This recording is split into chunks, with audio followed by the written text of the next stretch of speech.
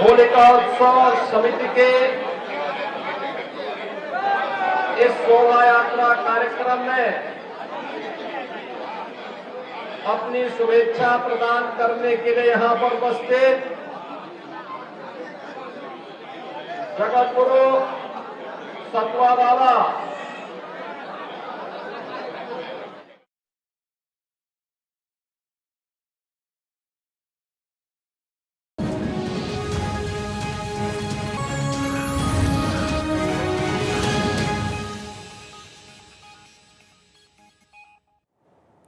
और गोरखपुर में सीएम योगी आदित्यनाथ मौजूद है, क्या कुछ कह रहे सुनिए। सांसद रवि किशन जी, महापौर डॉक्टर मंगेश श्रीवास्तव जी, राष्ट्रीय स्वयंसेवक संघ के सह विभाग संचालक दिवानात्मा जी, होलिका उत्सव समिति के सभी पदाधिकारीगण, हजारों की संख्या में इस आयोजन में उपस्थित गोरखपुर के सभी उपस्थित बहनों और भाइयों, आज होली का पावन पर्व है और ये हमारा सौभाग्य है कि होली का जो संदेश है परस्पर सद्भाव के साथ आपसी मतभेदों को भुला करके एक समरस भाव के साथ हम इस आयोजन का हिस्सा बने और होलिका उत्सव समिति के इस आयोजन में जब मुझे आप सबके साथ इस आयोजन का हिस्सा बनने का अवसर प्राप्त हुआ है, मैं आप सभी को, पूरे प्रदेशवासियों को होली की पावन पर्व की हृदय से बधाई देता हूं।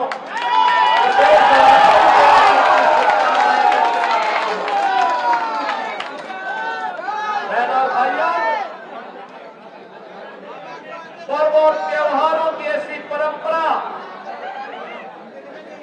दुनिया के पास किसी भी अन्य देश में, किसी भी अन्य जाति मत या मजहब के पास नहीं, जितनी समृद्ध परंपरा सनातन धर्म के पास है। सनातन धर्म की ताकत ही हमारी आस्था है और आस्था की आत्मा है हमारे पर्व और त्योहारों में। इन पर्व और त्योहारों के माध्यम से ही भारत आगे बढ़ता है।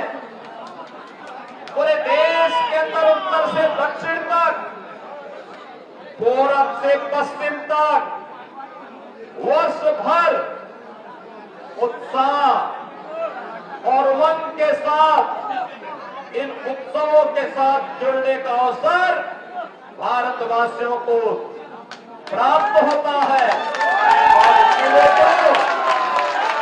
इसीलिए तो भारत की पौराणिक गाथा इस बात को कहती है कि दुर्लभम भारते जन्म मानुषम तत्र दुर्लभम, यानी भारत में जन्म लेना दुर्लभ है और उसमें भी मनुष्य के रूप में जन्म लेना और मनुष्य के रूप में भी सनातन धर्मावलंबी बनकर के जन्म लेना और भी दुर्लभ है। और ये आपने देखा होगा, जो लोग सनातन धर्म को कोसते थे, जो लोग कोसते थे, उन्होंने सनातन धर्म की भी और भारत की सामर्थ्य भी प्रयागराज महाकुंभ के माध्यम से देखी। 66 करोड़ से अधिक श्रद्धालु एक साथ एक घाट पर आकर के त्रिवेणी के महासंगम में आकर के महास्नान का पुण्य का भागीदार बना है।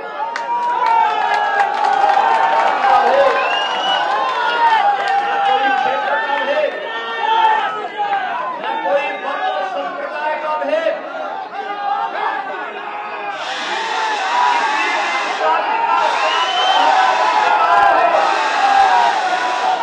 किसी भी क्षेत्र का सनातन धर्मावलंबी रहा हो,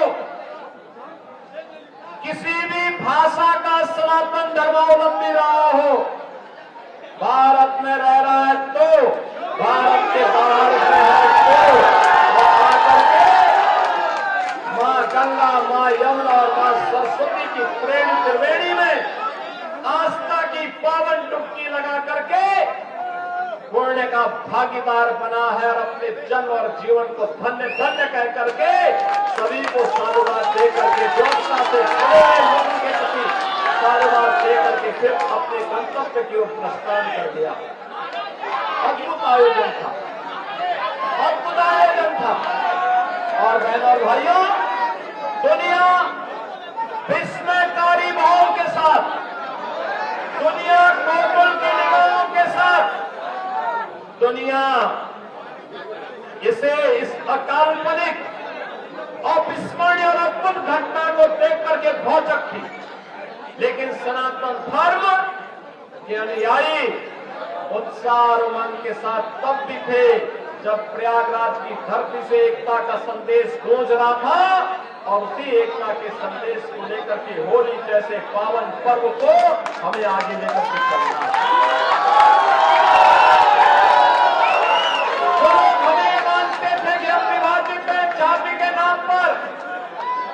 छूआछूत और अस्पृश्यता के नाम पर उन लोगों से पूछना चाहिए कि भगवान ने तुम्हें दृष्टि दी है, जाओ तुम हमें बदनाम करते थे, हमारे सनातन धर्म को बदनाम करते थे, तुम्हें देखना है तो प्रयागराज के संगम में आकर के देखो कौन जातिवाद थी, कौन छुआछूत था, कौन अस्पृश्यता थी। वहां तो राष्ट्राध्यक्ष हो या एक सामान्य गांव का निवासी, वहां पर कोई बड़ा सा बड़ा धर्माचार्य रहा हो या गांव में निवास करने वाला एक सामान्य योगी सन्यासी, इन सब ने एक ही संगम में जाकर के मां गंगा की प्रति कृतज्ञता ज्ञापित करते हुए आस्था की पावन डुबकी लगाई है। कौन लोग हैं जो बांटने का काम कर रहे हैं? ये वही लोग हैं जिन्होंने अयोध्या में राम मंदिर का विरोध किया। ये वही लोग हैं जो गौ तस्करी में लिप्त थे और गौ हत्यारों को प्रश्रय देकर के उन्हें सत्ता में भागीदारी बनाते थे। ये वही लोग हैं जो बोलते हैं कि भारत कभी विकसित भारत नहीं हो सकता। बहनों और भाइयों, इन लोगों की मंशा देश के प्रति, सनातन धर्म के प्रति जग जारी रहे और इसीलिए मैं आप सबसे कहने के लिए आज आया हूं कि पर्वों की परंपरा को आगे बढ़ाना और मर्यादा पुरुषोत्तम भगवान श्री राम ने तो हमें मर्यादा का ही पाठ पढ़ाया है, मर्यादा के पद पढ़ाया है। लक्ष्मण रेखा का उल्लंघन स्वयं नहीं करेंगे। प्रयागराज महाकुंभ ने संदेश दे दिया है, 66 करोड़ 30 लाख से अधिक श्रद्धालु आते हैं, लेकिन एक भी छेड़छाड़ की घटना नहीं, एक भी लूटपाट की घटना नहीं, एक भी कोई ऐसी घटना नहीं जिसके कारण किसी भी सनातन धर्मावलंबी को सिर नीचे करना पड़े। ऐसा अद्भुत अनुशासन, ऐसा अद्भुत मर्यादा, ऐसी अद्भुत छटा जो प्रयागराज ने हम सबको दी है। और आज इस अवसर पर जब होली जैसे इस पावन रंग भरे उत्साह और उमंग की होली के साथ जुड़ने का अवसर आज हमें प्राप्त हो रहा है, लगभग 100 वर्षों की इस परंपरा को एक और दुनिया के सबसे बड़े सांस्कृतिक संगठन राष्ट्रीय स्वयंसेवक संघ की शताब्दी महोत्सव का यह वर्ष है, और दूसरी ओर इस होलिका उत्सव समिति के भी कुछ ही वर्षों में शताब्दी महोत्सव का आयोजन होगा। जिस मर्यादा के साथ, जिस पवित्र भाव के साथ ये कार्यक्रम आगे बढ़े हैं, समाज को जोड़ने का होलिका उत्सव समिति का आयोजन भी उसी समाज को जोड़ने का एक सशक्त माध्यम बने। हम परस्पर गले मिलेंगे, बैर भाव को विस्मृत करेंगे, विकृतियों को तिलांजलि देंगे।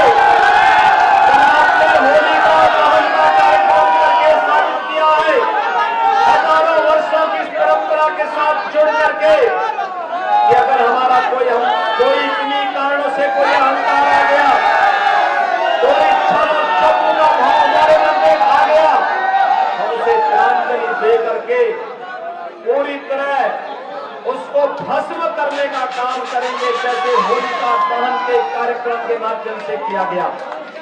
बहनों और भाइयों, याद रखना, सनातन धर्म का एक ही उद्घोष है, और वो उद्घोष है यतो धर्मस्ततो जय। क्या धर्म होगा वही विजय होगी, क्या धर्म होगा वही सत्य होगा, क्या सत्य होगा वही विजय होगी। और विजय के पथ के लिए साधना करनी पड़ती है। विजय के पथ पर आगे बढ़ने के लिए व्यक्ति को परिश्रम करना पड़ता है। साधना जितनी कठिन होती है, सिद्धि उतनी ही बड़ी होती है, और उतनी बड़ी सिद्धि के लिए हमें आगे बढ़ना है। प्रधानमंत्री मोदी जी ने देशवासियों के सामने विकसित भारत का एक संकल्प दिया है। विकसित भारत तभी विकसित हो सकता है, हमारा भारत तभी विकसित हो सकता है तो वो एक होगा तो श्रेष्ठ होगा, श्रेष्ठ होगा तो दुनिया की कोई ताकत उसे विकसित बनने से रोक नहीं सकती है। पूरा प्रयास, हमारी पूरी साधना राष्ट्र माता के चरणों में समर्पित होनी चाहिए। इससे बढ़कर के संकल्प हमारे लिए दूसरा नहीं हो सकता है, और राष्ट्र माता के प्रति समर्पण का ये भाव ही हमें आज भगवान नरसिंह की आरती और उनकी भव्य शोभा यात्रा के साथ जोड़ने का एक अवसर भी याद करिए, कितनी बड़ी परंपरा है। हजारों वर्षों पहले जब दुनिया अंधकार में जीती थी, तो भारत के अंदर सत्य की स्थापना के लिए भगवान का जो तीसरा अवतार होता है, वो अवतार होता है नरसिंह का। नरसिंह अवतार उन लोगों के लिए चेतावनी है जो मान करके चलते हैं कि हम जो चाहेंगे वो कर लेंगे। ये कभी नहीं हो सकता है। इस घमंड को, हिरण्यकश्यप के इस घमंड को, होलिका के स्तंभ को होलिका दहन के माध्यम से भी और हिरण्यकश्यप के स्तंभ को तोड़ने के लिए भगवान श्री हरि विष्णु ने अपना तीसरा अवतार नरसिंह के रूप में इस धराधाम पर लेकर के लोक कल्याण का मार्ग प्रशस्त किया था। सनातन धर्म की वजह पताका को आगे बढ़ाने का काम किया था। लेकिन हमारे सामने भक्त प्रहलाद का भी उदाहरण है। याद रखना, भगवान की कृपा हर एक पर हो सकती है, बशर्ते उसका मार्ग सत्य का है। सत्य का मार्ग है, ईश्वर की कृपा उस पर जरूर बरसेगी।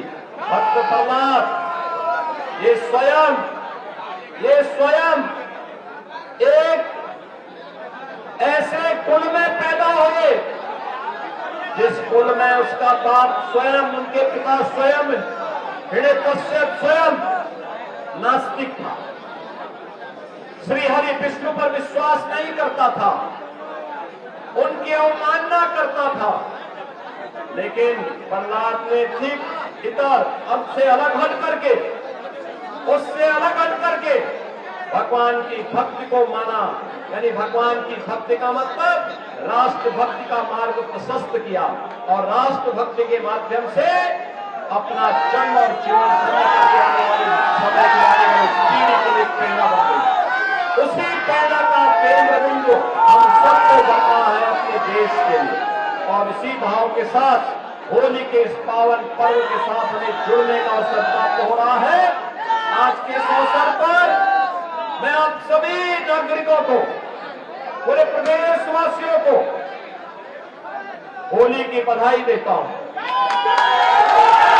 होली के साथ जोड़ने का आह्वान भी करता हूं।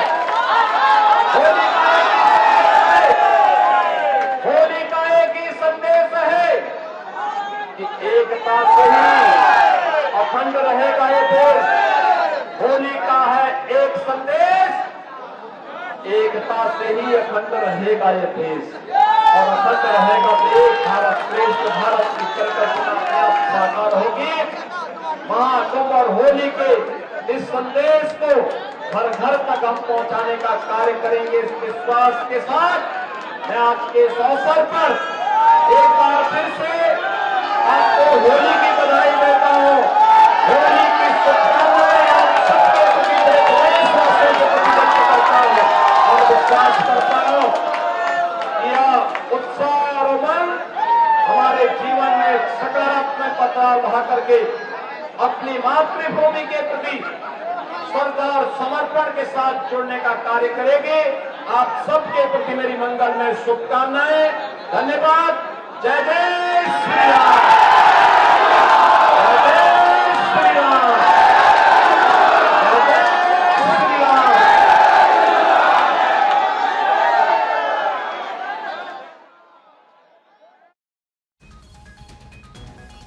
तो गोरखपुर में सीएम योगी आदित्यनाथ होली मनाते नजर आए। जब जनता को संबोधित कर रहे थे, होली के मौके पर तमाम बातों का जिक्र उनके तरफ से किया गया, संदेश दिया गया। एकता का संदेश सीएम योगी ने दिया। इसी के साथ सीएम योगी ने कहा, होली का ये संदेश, एकता से अखंड रहेगा देश। भारत तभी विकसित होगा जब एक होगा। सीएम योगी आदित्यनाथ ने संबोधन में तमाम बातों का जिक्र किया है। एकजुटता का संदेश देते नजर आए। सनातन जैसी परंपरा किसी के पास नहीं। महाकुंभ में कोई आपराधिक घटना नहीं घटी। महाकुंभ का जिक्र उन्होंने किया। राम मंदिर का उन्होंने जिक्र किया। विपक्ष पर निशाना भी उन्होंने साधा। भारत तभी विकसित होगा जब एक होगा, सीएम योगी आदित्यनाथ कहते नजर आए। इसी के साथ साथ राम मंदिर के विरोधी बांटने का काम करते हैं, सीएम योगी ने यह भी कहा। और होली मतभेद खत्म करने का पर्व है। इससे पहले की तस्वीर आपको दिखा रहे हैं जब सीएम योगी आदित्यनाथ पूजा अर्चना करते नजर आए, गौ सेवा गौशाला में करते नजर आए, फूलों की होली खेली उन्होंने, कार्यकर्ताओं के संग भी होली खेलते नजर आए वो। मुख्यमंत्री योगी आदित्यनाथ शुक्रवार की सुबह भगवान नरसिंह की रंग भरी शोभा यात्रा में शामिल होंगे और इस दौरान शहरवासियों के साथ अबीर गुलाल और फूलों की होली भी खेलेंगे। तो हर साल की तरह सीएम योगी आदित्यनाथ इस बार भी गोरखपुर में मौजूद यहां पर होली मनाते नजर आ रहे हैं। सभी को होली की शुभकामनाएं सीएम योगी आदित्यनाथ ने दिया। और इसी के साथ साथ तमाम बातों का जिक्र, सनातन धर्म की ताकत ही हमारी आस्था है। होली का संदेश भी उन्होंने दिया कि एकता से अखंड। और अक्षय हमारे सहयोगी हमारे साथ कनेक्ट हो गए। अक्षय, एक तरफ हम अभी सीएम योगी आदित्यनाथ को सुन रहे थे, तमाम बातों का जिक्र सीएम योगी करते नजर आए, और दूसरी तरफ देश भर में हम देख रहे कि किस तरह से जश्न होली को लेकर है। तो हम एक बार फिर से अक्षय से जुड़ने की कोशिश करेंगे, लेकिन अब देखिए गोरखपुर की अगर बात करें तो गोरखपुर में होली हर्षोल्लास के साथ मनाई जा रही है। सीएम योगी आदित्यनाथ गोरखपुर में मौजूद हैं और शहरवासियों के साथ वो होली सेलिब्रेट यहां पर कर रहे हैं। सुबह गोरखनाथ मंदिर में जल चुकी होलिका की राख भी उड़ाएंगे, लेकिन उससे पहले उन्होंने पूजा अर्चना की, जिसकी तस्वीर आपको दिखा रहे हैं। इस बार शोभा यात्रा और भव्य बनाने के इंतजाम किए गए। आरएसएस के शताब्दी वर्ष में खेली जाने वाली इस होली में होलिकोत्सव समिति ने यात्रा और उससे जुड़े कार्यक्रमों को विस्तार दिया है और पूरी जो तैयारियां हैं वो भी की गई है।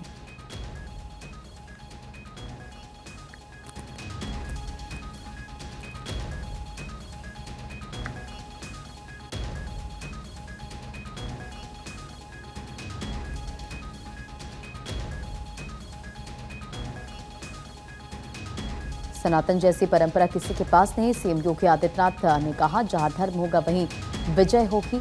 सीएम योगी आदित्यनाथ ने इसी के साथ संदेश दिया कि एकता से अखंड रहेगा देश। भारत तभी विकसित होगा जब एक होगा।